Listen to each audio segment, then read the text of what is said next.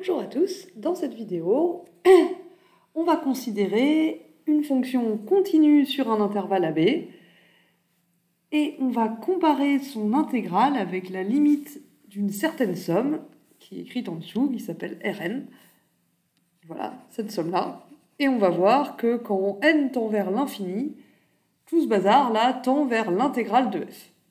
Alors, qui c'est Rn ? Pour construire Rn, on va considérer la subdivision régulière de l'intervalle AB en n sous-intervalles. Donc, on choisit un entier n, on a un intervalle AB, on va le découper en n sous-intervalles qui sont tous de longueur b-a sur n. Du coup, si on fait ça, on a notre intervalle AB, comme ceci. Ici A, ici B, et on va le découper en un certain nombre de sous-intervalles qui sont tous de la même longueur b-a sur n. C'est pour ça que la subdivision s'appelle subdivision régulière. Il n'y a pas 36 000 façons de découper un intervalle en sous-intervalles de même longueur. Si on veut avoir n sous-intervalles, la longueur c'est forcément b-a sur n. Et du coup, les points de la subdivision, le premier c'est x0. On part de x0, donc, qui doit être égal à a, la bande de gauche de l'intervalle. x1, du coup, ça va être x0 plus b-a sur n.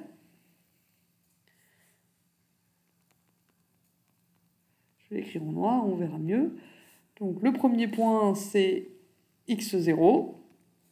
Ça doit être a. x1, du coup, on part de a et on rajoute b-a sur n.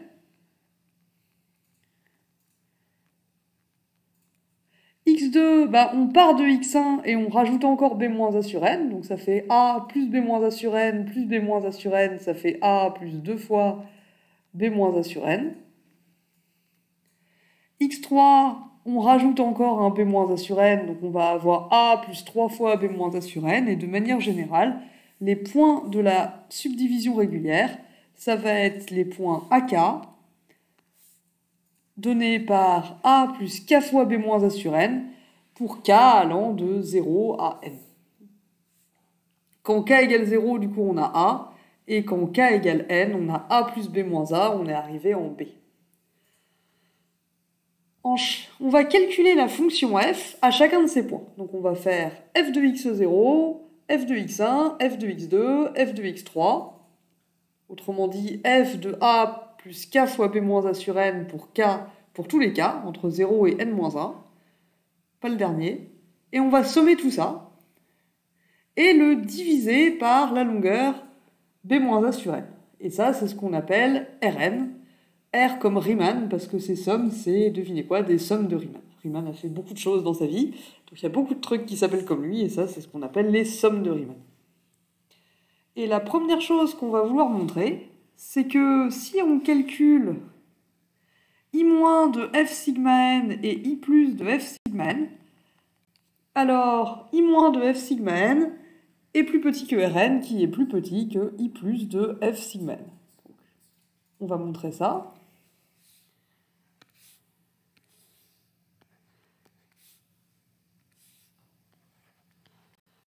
On a, pour tout n dans grand N, c'est qui I plus de f sigma n, I- déjà pour commencer, I- de f sigma n, c'est la somme pour k allant de 0 à n-1 de l'inf de f sur le kn sous-intervalle de la partition, donc sur l'intervalle ak plus 1, fois la longueur du sous-intervalle, ak plus 1 moins ak. Or, ak plus 1, on a dit que c'était a plus k plus 1 fois b-a sur n.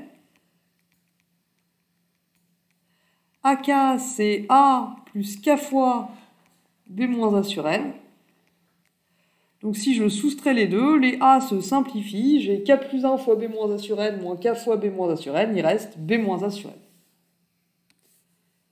b-a sur n, c'est une constante, ça ne dépend pas de k, donc on peut le sortir de la somme.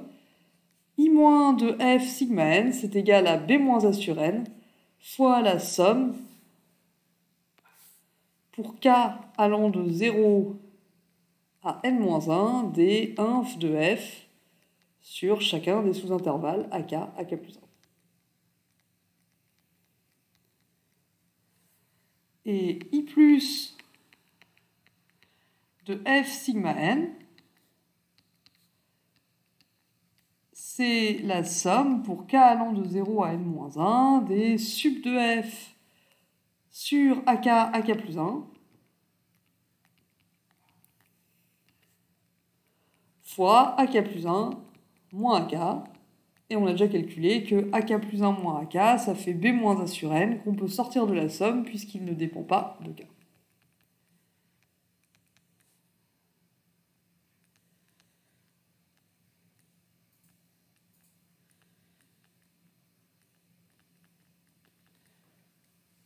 Et Rn, du coup, on a dit que c'était b moins a sur n fois la somme pour k allant de 0 à n-1 des f de a plus k fois b moins a sur n, donc fois donc somme des f de ak. Et il faut qu'on montre que lui, il est plus petit que lui, qui est plus petit que lui. Alors, visuellement, qu'est-ce qu'on est en train de faire?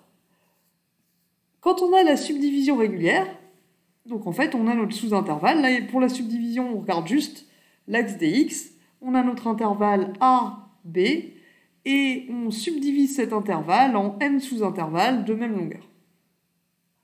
Et les points où on subdivise, on les note. Alors là, j'ai fait avec des x. En fait, c'est des A dans l'énoncé de l'exercice. C'est A0, A1, A2, jusqu'à AN. Autant pour moi. Toc. Corrigeons cela. Donc A, c'est A0. Ici, on a A1. Ici, on a A2. Et B est égal à AN. Là, on a A0, A1, A2, jusqu'à AN. A0, A1, A2, jusqu'à AN. Alors, pour faire Rn, en fait, ce qu'on fait, finalement, c'est qu'on fait la somme des b-a sur n, donc la largeur des sous-intervalles, fois f de ak, c'est-à-dire la valeur de f sur la borne de gauche. Donc, vous voyez ici, en fait, c'est une somme de rectangles de base b-a sur n et de hauteur f de ak. Donc Rn, c'est la somme de ces aires de rectangles en violet ici. I-, ça c'est ce qui est déjà dans le cours, c'est quand sur chaque sous-intervalle, je crée un rectangle dont la hauteur c'est 1 de f sur le sous-intervalle. Donc ça me fait des sous-intervalles comme ça, des rectangles comme ça qui sont juste en dessous de la courbe f, où je prends sur chaque sous-intervalle l'inf de f. Et I+, c'est quand je prends sur chaque sous-intervalle le sub de f, donc je prends des valeurs légèrement au-dessus de f et ça me fait une somme de rectangles légèrement trop grande. Du coup, si je vous dis que l'aire en violet sur cette figure est plus petite que celle sur celle-là, qui est elle-même plus petite que celle-là, je pense que ça se voit assez. Et ça se voit un peu aussi sur la formule. Du coup, I- de f, c'est lui. Rn, c'est lui. Et I plus de f, c'est lui. Donc pour montrer que Rn est compris entre I- et I+, il suffit qu'on montre que pour tout cas, f de ak est compris entre l'inf de f sur l'intervalle ouvert et le sub de f sur l'intervalle ouvert.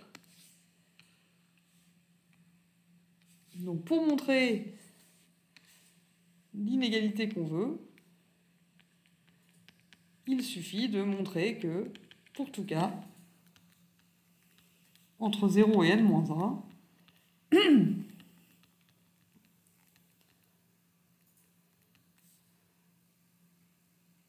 l'inf de f sur ak, ak plus 1, c'est plus petit que f de ak, qui est lui-même plus grand que le sub de f sur ak, ak plus 1. Alors on pourrait se dire, bah, c'est évident. Pas tout à fait, parce que là, on a pris l'intervalle ouvert, donc AK, il n'appartient pas à cet intervalle.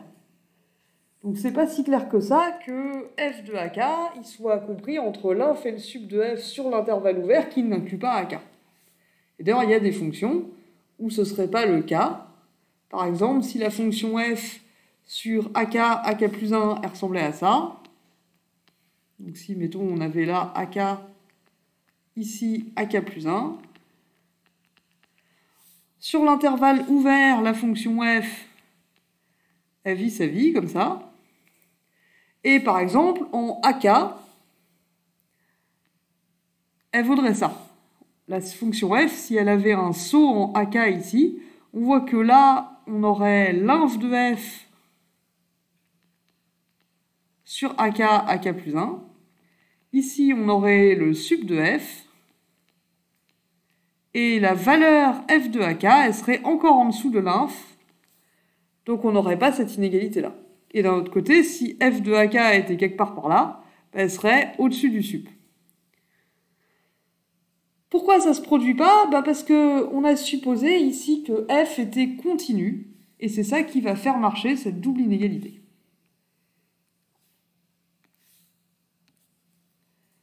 Comme f est continu, alors, on va voir comment ça va fonctionner. Ce qu'on sait et qui est sûr, c'est que si x est dans l'intervalle ouvert AK plus 1,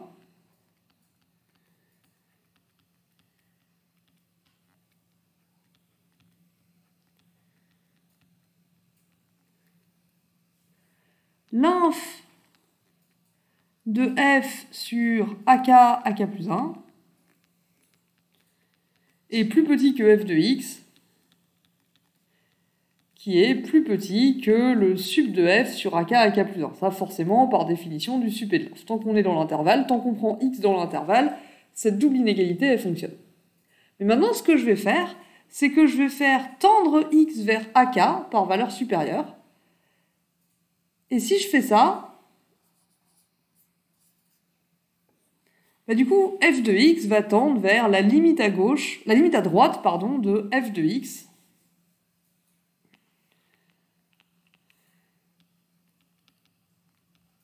Quand x tend vers AK, en étant supérieur à AK. La limite à droite de f de x au point AK. Et par passage à la limite, on va garder les inégalités larges. Donc ça reste compris entre f sub de f et inf de f sur le sous-intervalle AK plus 1.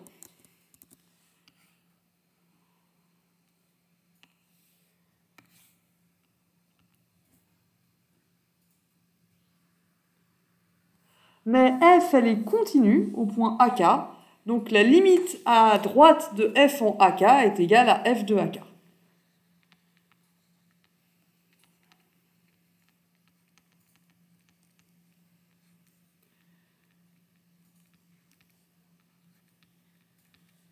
Donc lui, là, la limite à gauche de f de x quand x tend vers AK par valeur supérieure, la limite à droite, décidément, j'arrive pas, la limite à droite de f au point AK, c'est égal à f de AK.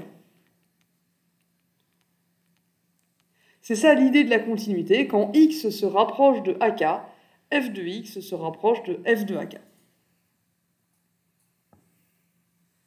Et du coup, on obtient bien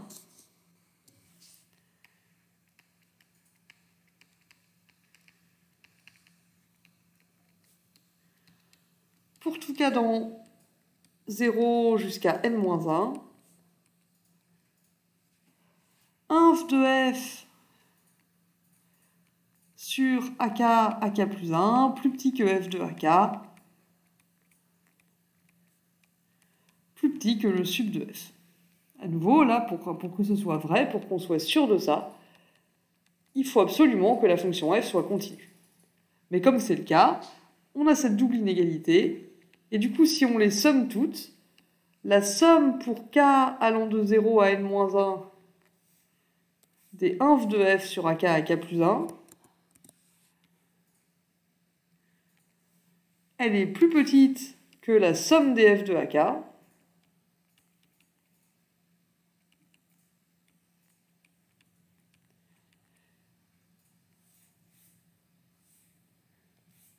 qui est elle-même plus petite que la somme des sub de f.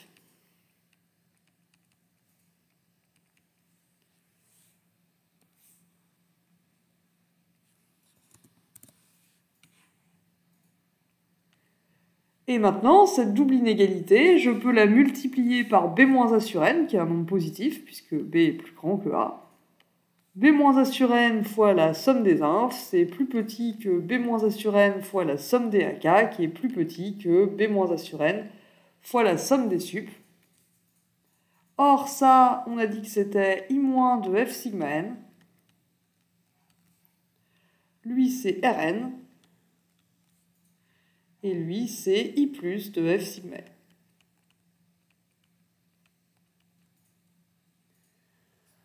Et donc, on a bien montré l'inégalité demandée.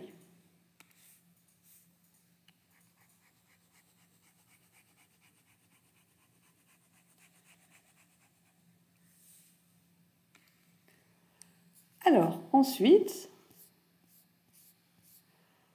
on nous demande de montrer que I plus de f sigma n moins I- de f sigma n, ça tend vers 0, avec la définition. Donc on nous demande de prendre un epsilon positif et de trouver un rang n0 à partir duquel I plus de f sigma n moins I- de f sigma n, c'est plus petit que epsilon. Ça va ressembler à ce qu'on a fait en cours quand on a parlé de l'intégrabilité des fonctions continues. Donc le truc qu'on doit majorer par epsilon, pour tout n dans grand N, I plus de f sigma n moins I- de f sigma n, c'est égal à la somme des sup, c'est égal à b-a sur n fois la somme des sup, moins b-a sur n fois la somme des infs. Donc si on factorise par b-a sur n, et qu'on met tout le monde dans la même somme, c'est b-a sur n fois la somme pour k allant de 0 à n-1 des sup de f moins inf de f sur ak plus 1.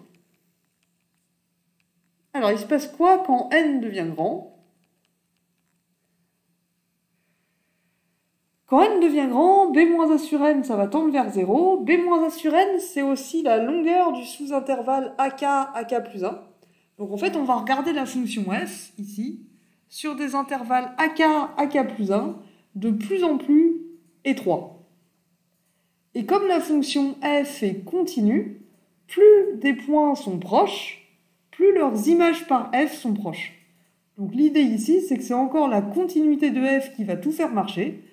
Comme f est continu, si je prends un intervalle tout petit, le sup de f et l'inf de f sur ce sous-intervalle vont être proches l'un de l'autre. Et donc on va pouvoir majorer sup de f moins inf de f sur l'intervalle ak plus 1. Alors pour pouvoir faire ça, il nous faut un peu mieux que la continuité, il nous faut la continuité uniforme. Parce que là, l'idée, c'est qu'on veut choisir un n suffisamment grand pour tous les termes de la suite ici, pour tous les termes AK ici, tous les sous-intervalles, pardon, sup de f moins inf de f soit tout petit. Plus petit que epsilon, si possible. Et il faut donc qu'on choisisse un n suffisamment grand pour que tous les sup de f moins inf de f sur tous les sous-intervalles soient petits. Et ça, c'est pas évident, parce que la continuité nous donne un écart entre AK et AK plus 1 tel qu'on est ça, mais ça dépend de AK. La définition de la continuité, c'est pour tout epsilon positif, il existe un delta, tel que x moins x0 plus petit que delta donne f de x moins f de x0 plus petit que epsilon. Mais le delta, du coup, il dépend du point x0. Donc je vous renvoie sur la vidéo sur l'intégration des fonctions continues que j'ai fait la semaine dernière, si vous voulez plus de détails là-dessus. Pour être sûr qu'on a le même n qui va marcher pour tous les sous-intervalles, il faut que on utilise la continuité uniforme de f. Donc à nouveau, je vous renvoie vers le cours sur l'intégration des fonctions continues pour une discussion de la différence entre continuité et continuité uniforme.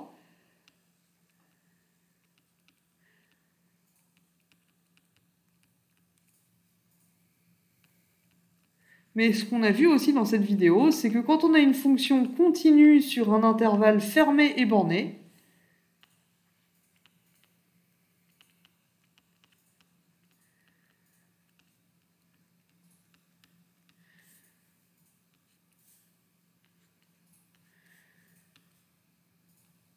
f, elle va être uniformément continue. C'est le théorème de Hein.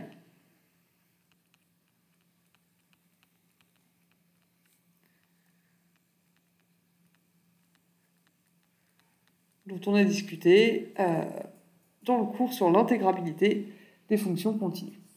Qu'est-ce que ça veut dire uniformément continu? Ça veut dire que si je prends un epsilon positif, il existe un delta supérieur à 0, tel que, pour tout xy dans l'intervalle, si la distance entre x et y c'est moins que delta, alors la distance entre f de x et f de y c'est moins que b moins a sur n, que epsilon, pardon. Et il manque un truc ici, il faut que x moins y soit plus petit que delta. X moins y implique quelque chose, ça ne veut absolument rien dire. C'est le fait que x moins y c'est plus petit que delta qui nous garantit que f de x moins f de y est plus petit que epsilon.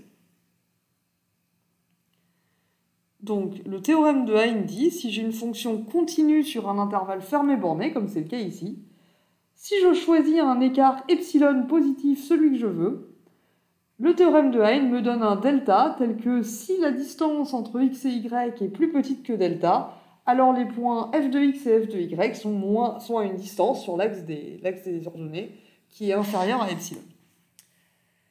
Ce que ça veut dire du coup, c'est que si je regarde f sur un sous-intervalle de AB dont la longueur est moins que delta, du coup tous les points dans cet intervalle, ils sont à une distance moins que delta, et donc leurs images sont à une distance moins que epsilon. Et du coup, le sub de f moins l'inf de f sur ce sous-intervalle va être plus petit que epsilon. Et c'est ça qu'on va utiliser. Donc choisissons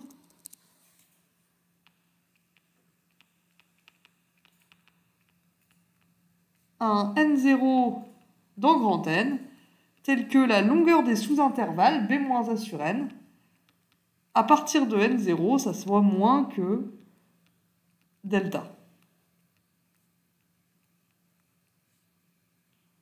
C'est possible parce que b-a sur n tend vers 0 quand n tend vers l'infini.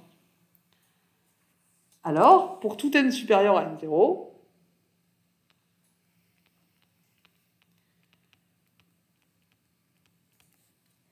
si la distance entre x et y, elle est moins que b-a sur n, bah du coup, elle est aussi moins que delta. Et alors, f de x moins f de y, en valeur absolue, va être plus petit que epsilon. Donc, pour tout n plus grand que n0, et pour tout k entre 0 et n-1,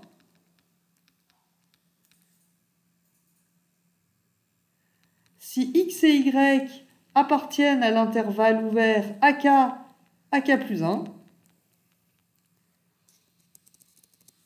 bah dans ce cas-là, en fait, ils vont être à une distance qui est moins que delta, puisque j'ai choisi n0 pour que la distance entre ak plus 1 et ak, ce soit b-a sur n, et b-a sur n est plus petit que delta. Donc la distance entre les bornes des sous-intervalles ak plus 1, c'est b moins a sur n. Du coup, si je prends deux points x et y dans ce sous-intervalle, la distance entre x et y, elle va être plus petite que b moins a sur n, et donc elle va être plus petite que delta.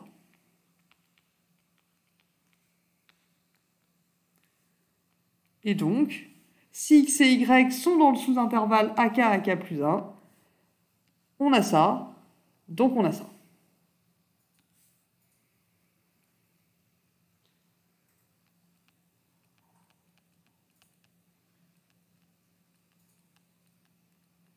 Et du coup, le sub de f sur ce sous-intervalle moins l'inf de f sur ce sous-intervalle,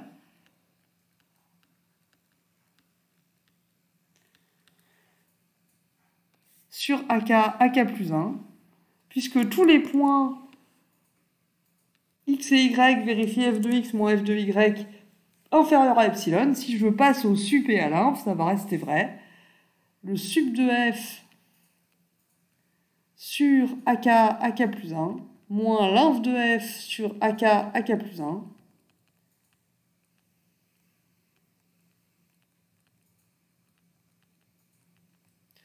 c'est aussi plus petit que epsilon. Si vous voulez une version plus détaillée de cette transition-là, à nouveau, je l'ai expliqué plus en détail dans la vidéo sur l'intégration des fonctions continues. Et du coup, si je prends n plus grand que n0, et que je fais i plus de f sigma n moins i moins de f sigma n,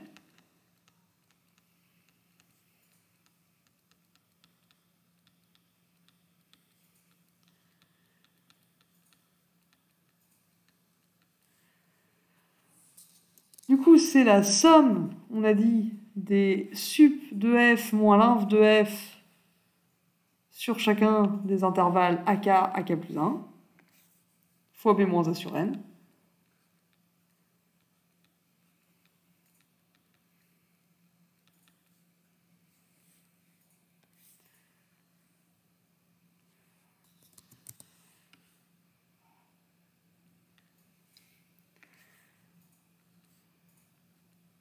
C'est strictement plus petit que b moins a sur n fois la somme des epsilon, du coup, pour k allant de 0 à n-1.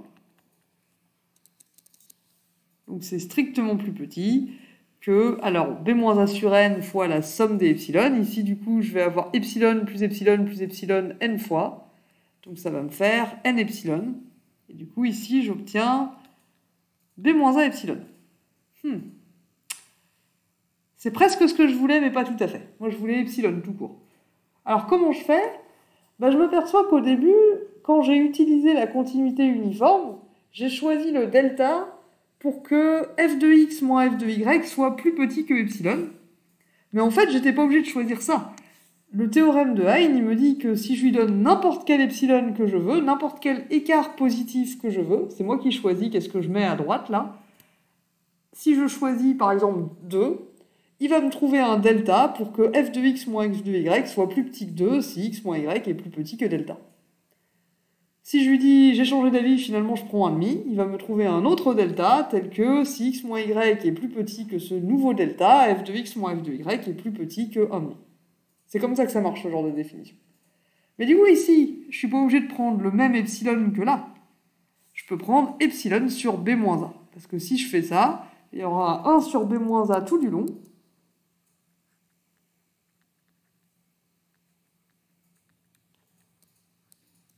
Qui à la fin va se simplifier avec mon b-1 en trop là. Parce que du coup ici, ma somme elle devient égale à n fois epsilon sur b-a, qui simplifie avec le n qui est devant, pour donner b-a fois epsilon sur b-a égale epsilon. Et c'est ce qu'on voulait. J'espère que c'était à peu près clair. C'est une question un peu technique qui sert un petit peu à réutiliser ce qu'on a vu en cours sur l'intégration des fonctions continues. Si c'est pas clair, je vous renvoie vers cette autre vidéo. Nous, on va avancer. La troisième question, il faut qu'on montre que I plus de f sigma n tend vers l'intégrale de f entre a et b, et I moins de f sigma n aussi.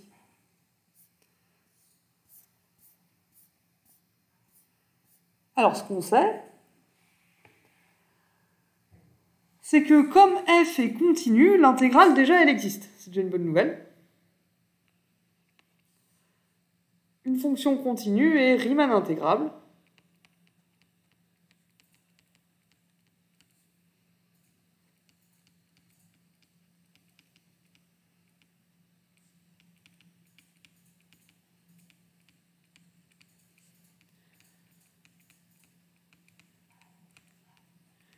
Donc, l'intégrale de f entre a et b, ça existe.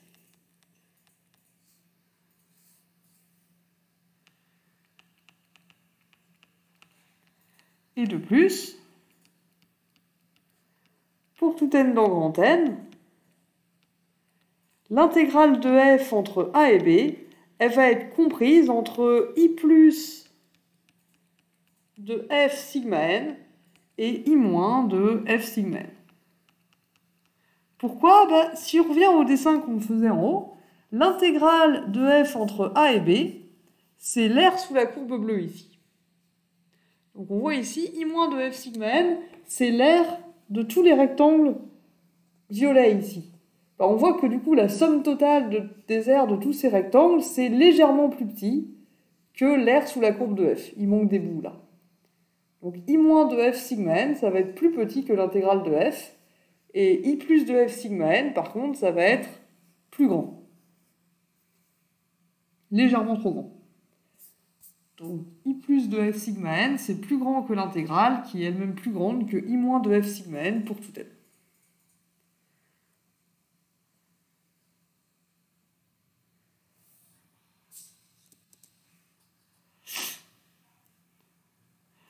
Alors du coup, comment on en déduit que I plus de f sigma n, ça tend vers l'intégrale ?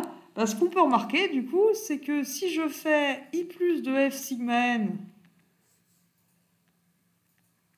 moins l'intégrale,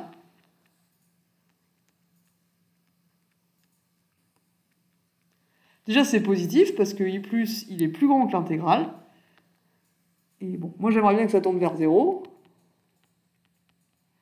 Ce qu'on peut remarquer, c'est que I moins, il est plus petit que l'intégrale, donc moins I moins, il est plus grand que moins l'intégrale. Donc ça, c'est plus petit en fait que I plus de f sigma n moins I moins de f sigma n. Moins I moins de f sigma n, c'est plus grand que moins l'intégrale. Et d'un autre côté, on a vu à la question d'avant, à la question 2, que I plus de f sigma n moins I moins de f sigma n, ça tend vers 0. Du coup, par encadrement, I plus de f sigma n moins l'intégrale tend vers 0, donc I plus de f sigma n tend vers l'intégrale.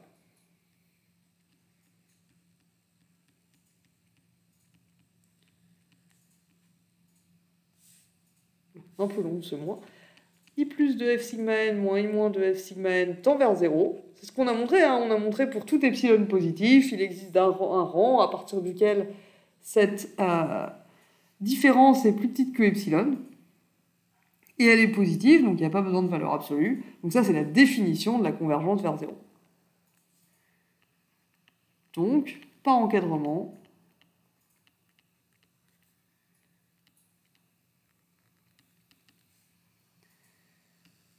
I plus de f sigma n moins l'intégrale, il est sandwiché entre 0 et un truc qui tend vers 0, donc il tend aussi vers 0.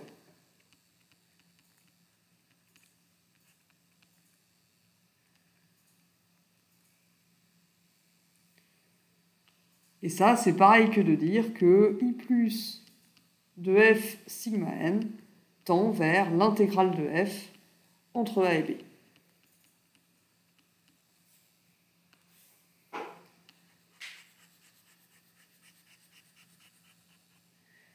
Et pour I-, on peut revenir à notre double inégalité ici, et on voit que l'intégrale moins I- de f sigma n,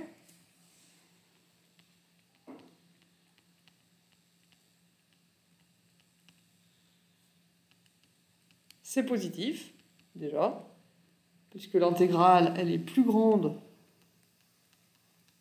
que I-, donc si je fais l'intégrale moins I- de f sigma n, bah, c'est positif. Et d'un autre côté, l'intégrale, elle est plus petite que I+.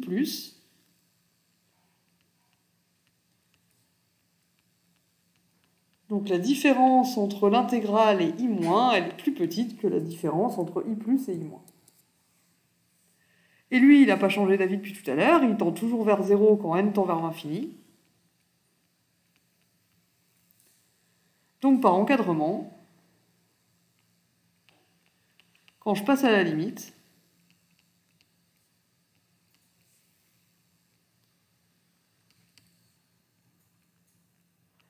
l'intégrale entre a et b de f de t dt, qui est une constante, ça ne dépend pas de n, moins I- de f sigma n, ça tend vers 0. Donc, ici en gros, j'ai montré que j'ai une limite L, j'ai une suite UN, L moins UN, ça tend vers 0, donc bah, UN tend vers L. I- de f sigma n, par conséquent, ça tend effectivement vers l'intégrale de f entre a et b.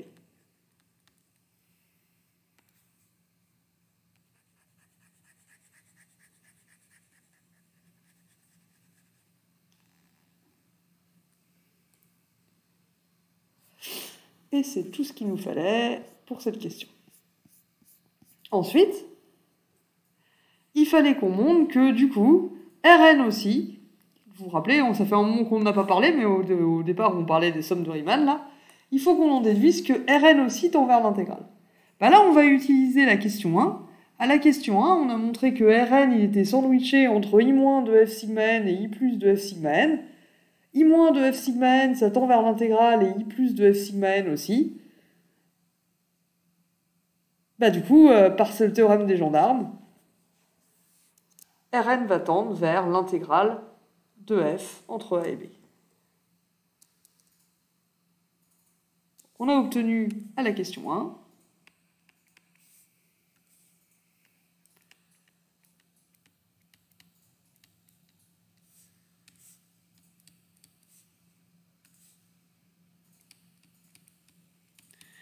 pour tout n dans n étoile,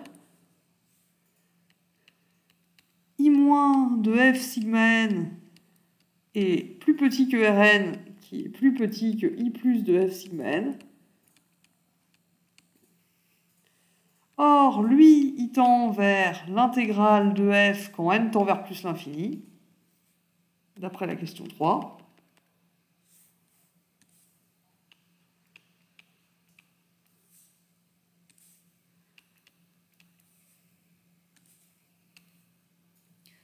D'après la question 3, I- de f sigma n, il tend vers l'intégrale et I+ aussi.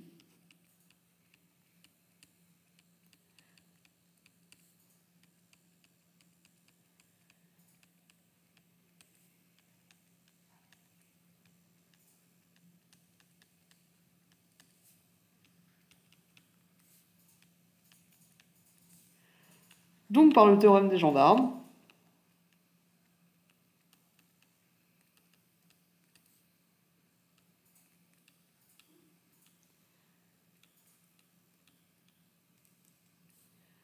Rn tend aussi vers l'intégrale de f. Et c'était ça la conclusion principale de cet exercice. Ensuite, on va voir deux cas d'application.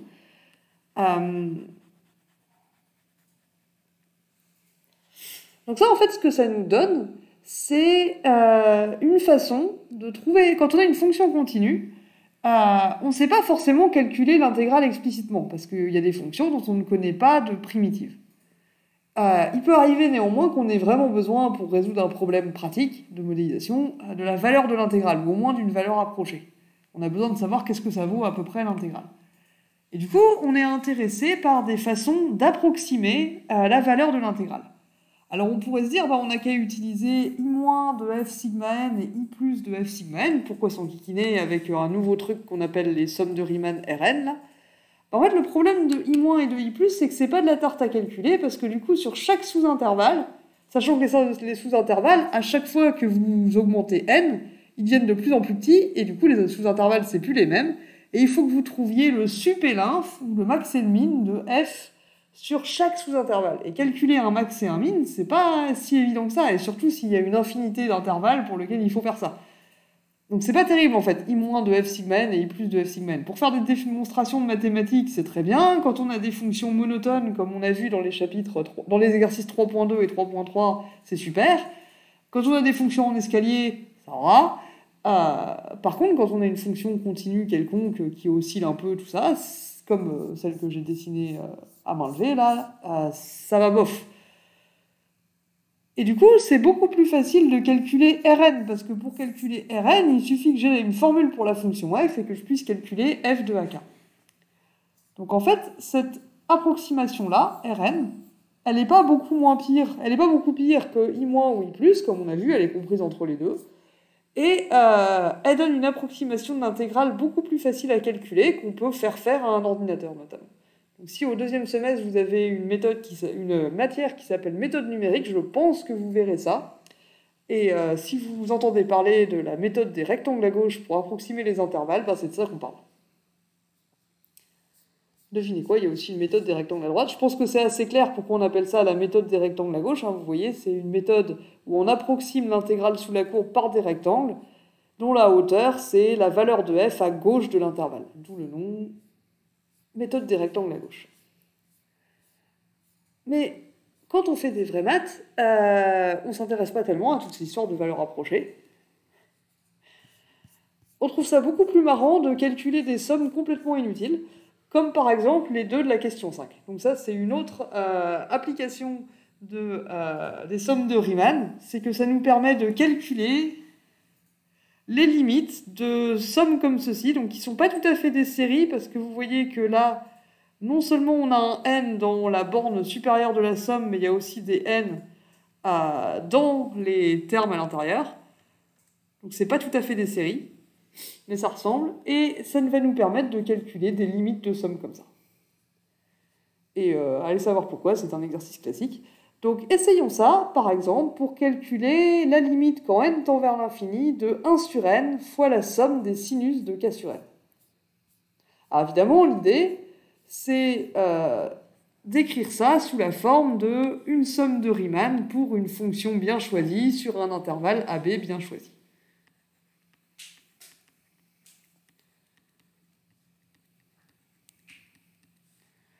Donc on a appris que... Je vais juste écrire la conclusion finale de l'exercice. On a donc montré que pour tout A inférieur à B et pour tout F continu sur l'intervalle fermé borné à B, la somme pour K allant de 0 à n-1 des F de A plus K fois B-A sur n, tout ça multiplié par B-A sur n, tend quand n tend vers l'infini, vers l'intégrale de f entre a et b. Donc ça, c'est le résultat principal de l'exercice, et c'est ça qu'on va essayer d'utiliser pour les sommes de la question 5. Donc les sommes de la question 5, ce serait super si on arrivait à les écrire comme des sommes de Riemann pour une fonction qu'il faut trouver, parce qu'ensuite on saura vers quoi ça tend vers une intégrale qu'avec un peu de chance on saura calculer. C'est ça le jeu.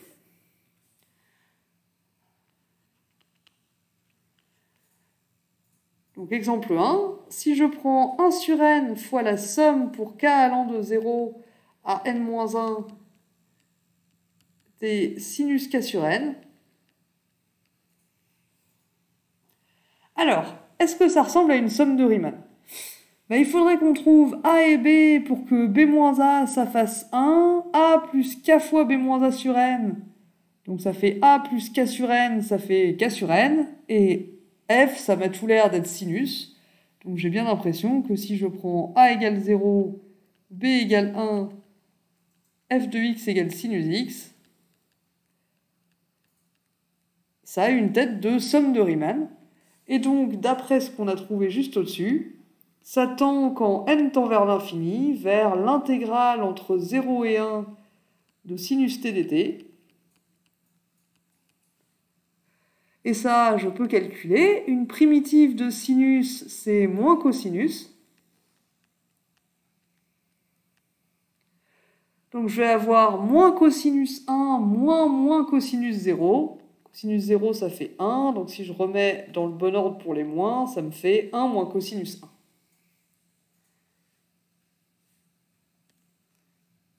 Avouez que, avant que je vous dise ça, avant qu'on fasse cet exercice plutôt, peut-être si je vous avais demandé directement la limite de cette somme bizarre, là, ça n'aurait pas été évident. Voyons un deuxième exemple. Cette fois, on prend. Il est long cet exercice en fait, je m'aperçois, quand il faut tout remonter. Alors là, c'est curieux, il n'y a pas de 1 sur n devant. Bon, c'est la somme pour k allant de 0 à n-1 des n sur n au carré plus k au carré.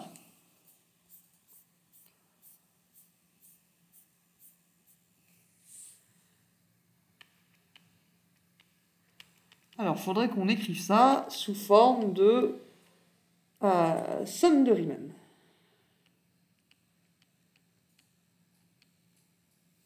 Alors, pour les sommes de Riemann, il faudrait qu'on ait un b-a sur n devant.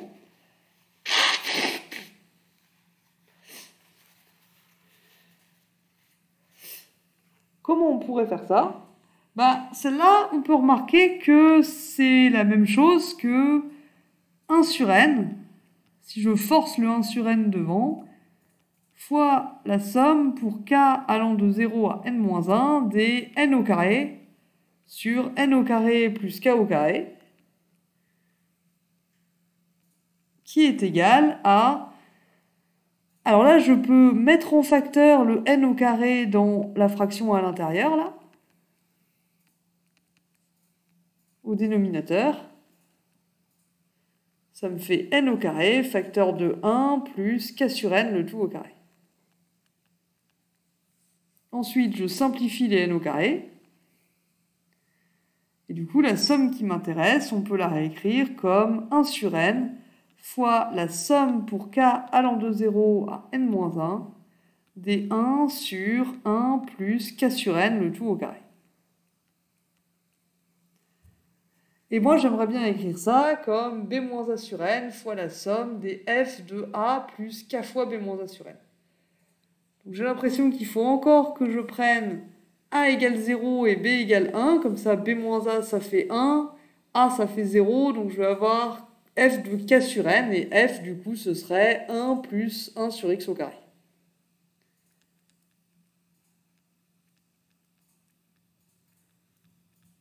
C'est effectivement une fonction continue sur 0,1.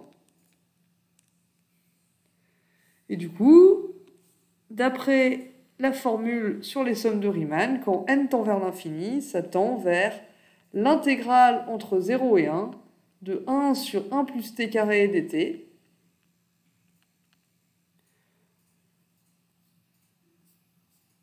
Et ça a une primitive qui est arctangente. Donc ça se voit pas à l'œil nu, hein, il faut le connaître. Une primitive de 1 sur 1 plus t carré, c'est arctangente t, entre 0 et 1, donc ça va être arctangente 1 moins arctangente 0. Arctangente 1, si vous connaissez, ça fait pi sur 4, sinon vous mettez arctangente 1, et arctangente 0, ça fait 0. Et donc la limite de cette somme, c'est pi sur 4. Donc voilà, deux exemples de calculs qu'on peut faire à l'aide des sommes de Riemann. À nouveau, l'utilité principale, c'est quand même de calculer des approximations d'intégrales, mais on peut aussi s'amuser à calculer des sommes bizarres avec. Et c'est tout ce qu'on avait à faire pour cet exercice, c'est déjà pas mal. J'espère que c'était clair et je vous remercie de votre attention.